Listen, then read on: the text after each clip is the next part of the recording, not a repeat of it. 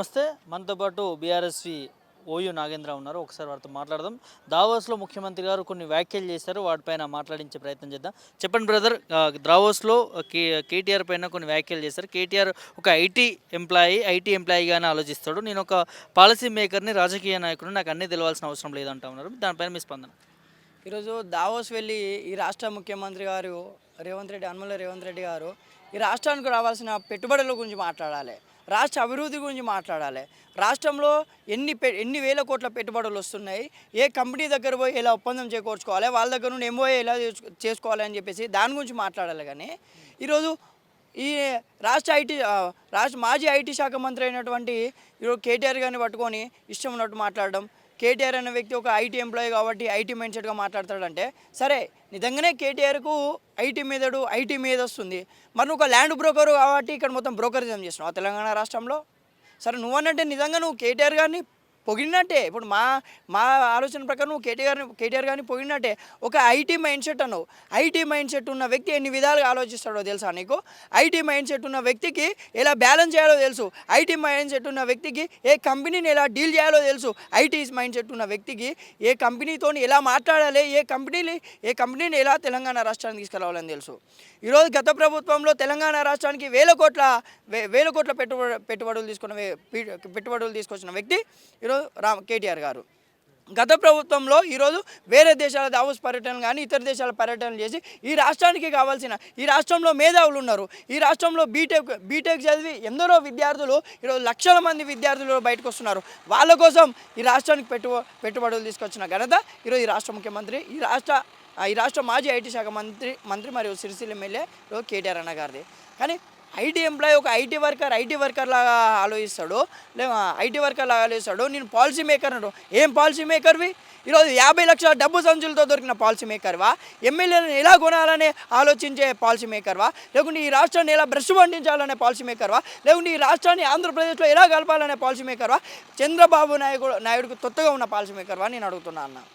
ఈరోజు ఈ రాష్ట్రానికి గత ప్రభుత్వంలో ఇక్కడున్న స్థానికులకు, ఇక్కడున్న బీటెక్ చదివిన విద్యార్థులకు, వేరే దగ్గర నుండి వచ్చిన వాళ్ళకు కాకుండా ఇక్కడున్న మన రాష్ట్ర విద్యార్థులకు, మన రాష్ట్ర ఐటీ మేధావులకు జాబ్ లేదని చెప్పేసి ఈ రాష్ట్ర ప్రభుత్వం 50% కేవలం స్థానికులకు మాత్రమే ప్రతి కంపెనీలో 50% స్థానికులు ఉండాలని చెప్పేసి ఒక ప్రతిపాదన అనేది తీసుకురావడం జరిగింది.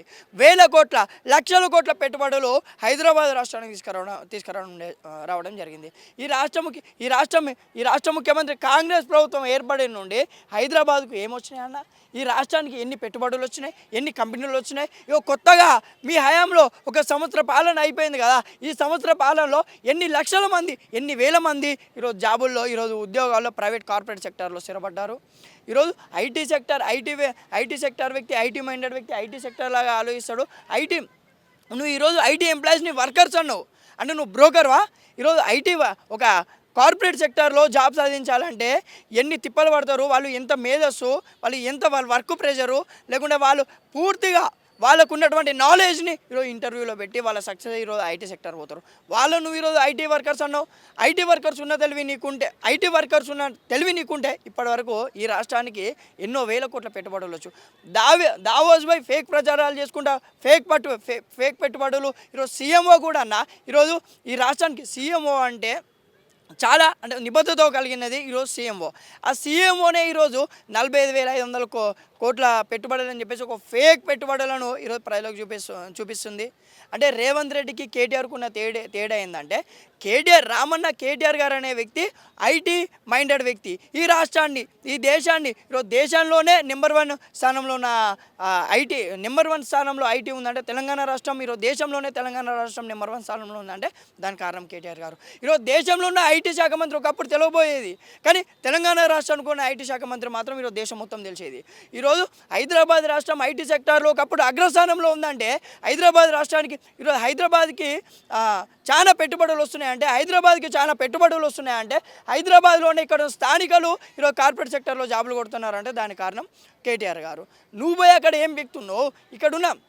అక్కడ పోయి కూడా పెట్టుబడులు తీసుకొచ్చే సోయి లేక, కంపెనీలను ఒప్పించే సోయి లేక, ఈ రాష్ట్రాన్ని గురించి, ఈ రాష్ట్రంలో ఉన్న వనరుల గురించి, ఈ రాష్ట్రంలో ఉన్న వనరుల గురించి చెప్పేంచే సోయి లేక సిగ్గులేని దద్దమ్మలాగా ఈరోజు ఈ రాష్ట్రాన్ని ఇంకా కేసీఆర్ గారిని, కేటీఆర్ గారిని తిట్టుకుంటుంటున్నావు తప్ప ఈరోజు రాష్ట్రానికి ఎలా మేలు చేద్దాం, రాష్ట్రానికి కంపెనీలు ఎలా తీసుకొద్దాం, రాష్ట్రంలో ఉన్న యువతకు ఏ విధంగా మనం అభివృద్ధి మార్గంలో వాళ్ళని తీసుకుపోదాం, కార్పొరేట్ సెక్టార్లో ఎలా వాళ్ళని సెట్ చేద్దాం అనే ఉద్దేశం ఈ రాష్ట్ర ముఖ్యమంత్రికి లేదన్న. అంటే సంవత్సరం అయిపోయింది, మేము పెట్టుబడుల కోసమే చేస్తూ ఉన్నాము, కృషి చేస్తూ ఉన్నాము. గతంలో ఎన్నడూ లేని విధంగా మొదటిసారిగా తెలంగాణకు భారీ ఎత్తున పెట్టుబడులు రాబోతా ఉన్నాయంటూ కూడా దావోస్ పర్యటనలో ముఖ్యమంత్రి గారు మాట్లాడారు. తెలంగాణ ప్రజలకు చెప్పడం ప్రయత్నం చేశారు.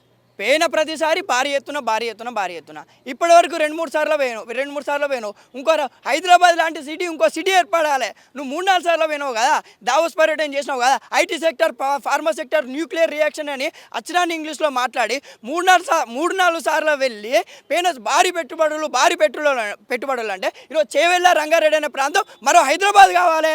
ఈరోజు ఉప్పల్ లాంటి, గట్కేశ్వర లాంటి ప్రాంతం ఇంకో హైదరాబాద్ కావాలి. అంటే నువ్వు భారీ పెట్టుబడులు కేవలం పేపర్లకు మాత్రమే అంకితం అయిపోతుంది. భారీ పెట్టుబడులు ఈరోజు రేవంత్ రెడ్డి గారు చెప్పడం వరకే భారీ పెట్టుబడులు. పోయినప్పుడు సార్లు 1,00,000 కోట్ల పెట్టుబడులు, 1,000 కోట్ల పెట్టుబడులు ఎక్కడ పోయినాయి? నీ ఇంట్లోకి పోయినాయి. ఆ భారీ పెట్టుబడులు ఎక్కడ పోయినాయి? ఈరోజు ఇక్కడ నువ్వు వచ్చిన సంవత్సరం కాలం నుండి 1,000 మంది విద్యార్థులు బీటెక్ పాస్ అయ్యి ఈరోజు రోడ్డు మీద పడ్డారు. అంటే ఎందరు విద్యార్థులకు, ఎందరు నిరుద్యోగ యువతకు ఈరోజు ఐటీ సెక్టార్లో, కార్పొరేట్ సెక్టార్లో నువ్వు స్థానం కల్పించినావు. నువ్వు తెచ్చిన కంపెనీలలో ఎంతమంది స్థానికులు ఈరోజు స్థిరపడ్డారని నేను అడుగుతున్నా. అంటే చివరిగా మీరు చెప్పేది ఏంటి బ్రదర్? ఇప్పుడు పెట్టుబడులు తీసుకొస్తలేరని, లేకపోతే ఏంది ఏం చెప్తారు? అన్న పెట్టుబడులు ఏంలో మొత్తం ఫేక్ ప్రచారం. ఎక్కడ పెట్టుబడులు అన్న? ఇక ఎక్కడి కంపెనీలు? కాంగ్రెస్ ప్రభుత్వం వచ్చి నుండి ఎన్ని కొత్త కంపెనీలు వచ్చినాయి ఇక్కడికి? కాంగ్రెస్ ప్రభుత్వం వచ్చి నుండి ఎంతమంది తెలంగాణ యువత ఈరోజు కార్పొరేట్ సెక్టార్లో స్థిరపడ్డారు? కాంగ్రెస్ ప్రభుత్వం వచ్చి నుండి ఎన్ని పెట్టుబడులు ఈ రాష్ట్రానికి హైదరాబాద్లో వచ్చినాయి? ఎన్ని కొత్త కంపెనీలు వచ్చాయి? ఎన్ని కొత్త కంపెనీలను ఈ రాష్ట్ర ప్రభుత్వం ప్రారంభించిందని నేను అడుగుతున్నా. ఈరోజు పెట్టుబడులే ఏం లేదు, అంత ఒక ఫేక్ ప్రచారం. ఈరోజు 1,00,000 కోట్ల పెట్టుబడులు, భారీ పెట్టుబడులు, 45,500 కోట్ల పెట్టుబడులు. ఒక జ్ఞానం లేని వ్యక్తి, చదువు రాని వ్యక్తి, ఈరోజు తెలంగాణ రాష్ట్రం మీద పట్టు లేని వ్యక్తి, ఐటీ సెక్టార్ మీద కనీసం అవగాహన లేని వ్యక్తి ఈరోజు దావోస్కి వెళ్తే ఎవడు పట్టించుకుంటాడన్న? అచ్చరాని ఇంగ్లీష్లో pharma sector, IT sector, nuclear reaction మాట్లాడుతున్నాడు. ఈరోజు ఈ రాష్ట్ర ముఖ్యమంత్రి రేవంత్ రెడ్డి కూడా అర్థం కావట్లేదు నేను ఏం మాట్లాడుతున్నా అని చెప్పేసి. ఈరోజు రేవంత్ రెడ్డి ఈరోజు దావోస్ పర్యటనలో ఉన్నాడు. ఇక్కడ ఎందుకు Congress party social media Revanth Reddy మాట్లాడింది పెట్టుకోలేకపోతుంది? అంటే అతను మాట్లాడింది పూర్తిగా అవాస్తవమే కదా, అతను మాట్లాడింది పూర్తిగా ఒక భ్రష్టు పట్టిన ఇంగ్లీష్ అనే కదా. ఈరోజు కాంగ్రెస్ పార్టీ ఇజ్జత్ పోతుంది అన్న రేవంత్ రెడ్డి వల్ల. ముఖ్యమంత్రికి ఇంగ్లీష్ రాదంటారు? అది ముఖ్యమంత్రికి ఇంగ్లీష్ కాదు, హిందీ రాదు, ఇంగ్లీష్ రాదు, ఏం రాదు. ముఖ్యమంత్రి ఒక ల్యాండ్ బ్రోకర్, ముఖ్యమంత్రి ఒక పొలిటికల్ బ్రోకర్. ఈరోజు ముఖ్యమంత్రి తెలంగాణ, ఈరోజు చంద్రబాబు నాయుడుకు బ్రోకరిజం చేసే వ్యక్తే ఈరోజు ఈ రాష్ట్ర ముఖ్యమంత్రి తెలంగాణ రేవంత్ రెడ్డి. ఈరోజు పాలసీ మేకర్ రాదు. Mister Revanth Reddy, you are not ఈ policy maker, you are the broker of Telangana state అని నేను ఈరోజు ఉస్మాన్ యూనివర్సిటీ సాక్షి చెప్తున్నా. ఎందుకంటే ల్యాండ్ మాఫియా చేసేవాడు ల్యాండ్ బ్రోకర్ కాకుంటే ఈరోజు పాలసీ మేకర్ ఎట్లయితాడు అన్న? పాలసీ మేకర్ అంటే కేసీఆర్, పాలసీ మేకర్ అంటే కేటీఆర్, పాలసీ మేకర్ అంటే హరీష్ రావు, వీళ్ళన్న పాలసీ మేకర్స్. ఈరోజు తెలంగాణ రాష్ట్రం మీద అవగాహన లేని వ్యక్తి ఈరోజు తెలంగాణ రాష్ట్రంలో మీడియా సాక్షి ఆ 50 లక్షల డబ్బు సంచులతో దొరికిన వ్యక్తి ఎలా పాలసీ మేకర్ అవుతాడన్న? తెలంగాణ రాష్ట్రానికి పెట్టుబడులు అంటే అది కేటీఆర్. తెలంగాణ రాష్ట్రానికి పెట్టుబడులు కానీ, లేకపోతే తెలంగాణ రాష్ట్రంలో ఉద్యోగులు కానీ, తెలంగాణ రాష్ట్రంలో నిరుద్యోగులకు ఉద్యోగాలు అంటే అది కేసీఆర్ గారు మరియు బీఆర్ఎస్ ప్రభుత్వం అన్న. ఓవరాల్గా ఏం చెప్తారు బ్రదర్ ముఖ్యమంత్రి కావచ్చు? ఓవరాల్గా ఏంటంటే కాంగ్రెస్ పార్టీ వచ్చినప్పటి నుండి కాంగ్రెస్ నాయకులు, కాంగ్రెస్ మంత్రులు దోచుకొని ఈ రాష్ట్రాన్ని తింటున్నారు తప్ప ప్రజలకు ఏం కావాలి, నిరుద్యోగులకు ఏం కావాలి, ఈరోజు మనం ఇచ్చిన సంక్షేమ పథకాలు ఏందనేది మర్చిపోయాలన్న. ఈరోజు గ్రామాల్లో గ్రామ సభ జరుగుతుంటే అసలు ఎందుకు కొట్టుకుంటాలో, ఎందుకు తిట్టుకుంటాలో, ఈ కాంగ్రెస్ పార్టీ నాయకుల మీదకి ఎందుకు రివర్స్ అవుతున్నారని కూడా పూర్తిగా ఈ కాంగ్రెస్ మంత్రులకు కానీ, ఈ రాష్ట్ర ముఖ్యమంత్రి రేవంత్ రెడ్డి కానీ అవగాహన లేదు. బీఆర్ఎస్ దగ్గర నుండి చేస్తుంటే స్థానిక సంస్థలు మీరు ఓడిపోతున్నారు. మరి అంతమంది బీఆర్ఎస్ జనాలేనా? గ్రామ సభల్లో గొడవ జరుగుతుందంటే గ్రామ సభల్లో 1,000 మంది 100 మంది ఈరోజు అక్కడ లొల్లి పెడుతున్నారు అంటే వాళ్ళందరూ బీఆర్ఎస్ నాయకులు. అంటే స్థానిక సంస్థల్లో నువ్వు చెద్దరు కప్పుకొని పండుకోవాల్సిందే రేవంత్ రెడ్డి. అంటే వాళ్ళందరూ బీఆర్ఎస్ నాయకులేనా? గ్రామ సభల్లో గొడవ పెడుతున్న ప్రతి ఒక్కరు బీఆర్ఎస్. అంటే గ్రామాలలో కాంగ్రెస్ పార్టీ లేదా? అంటే గ్రామాలలో కాంగ్రెస్ పార్టీ నాయకులు లేరా? ఈరోజు గ్రామాలలో గ్రామ సభ జరుగుతుంటే ఎమ్మెల్యే పోవడం లేదు, మంత్రులు పోవడం లేదు, ఎక్కడో వేరే రాష్ట్ర పర్యటనలు, ఎక్కడో వేరే దేశ పర్యటన చేస్తున్నారు. ఈరోజు అంటే ఇది గ్రామ సభ ఉద్దేశం ఏంటంటే అప్లై చేసుకున్న తర్వాత మీ లిస్ట్ వచ్చిందా లేదా అని ఈరోజు గ్రామ సభలో చూపెడతారంట. అరే మీదేం రాజకీయం రాబాయ్, నాకు అర్థం కాదు. ఈరోజు సంక్షేమ పథకాలు అది అందించాలని మేము ఈరోజు జనాలకు సంక్షేమ పథకాలు అందించాలి. రైతు బంధు, రైతు బీమా, కళ్యాణ లక్ష్మి, షాదీ ముబారకు, ఈరోజు పెళ్లి చేసుకున్న ఒక యువతికి ఈరోజు ₹1,00,000 మరియు నువ్వు తులం బంగారం అని చెప్పినావు. ఇవి ఇంకా సంక్షేమ పథకాలు అమలు కావట్లేదు తెలంగాణ రాష్ట్రంలో. ఇంకా అప్లికేషన్లో మీ పేరు ఉందా లేదా అంటే జనాలు పిచ్చోళ్ళ రాబోయే స్థానిక సంస్థల వెనకాల ఉరికించుకుంటూ కొట్టే పరిస్థితి వస్తుందన్న తెలంగాణ రాష్ట్రంలో. ఎందుకంటే ఎన్నిసార్లు అప్లికేషన్ ఫామ్ ఫిల్అప్ చేయాలి? తెలంగాణ ప్రజలు ఎన్నిసార్లు మోసపోవాలి? ఈ రాష్ట్ర ముఖ్యమంత్రి ఈ కాంగ్రెస్ పార్టీ వల్ల, ఈ కాంగ్రెస్ ప్రభుత్వం వల్ల ఇక్కడ ఉన్న ప్రజలు ఇంకెన్నిసార్లు మోసపోవాలి? ఇంకెన్నిసార్లు అప్లికేషన్ ఫిల్అప్ చేయాలి?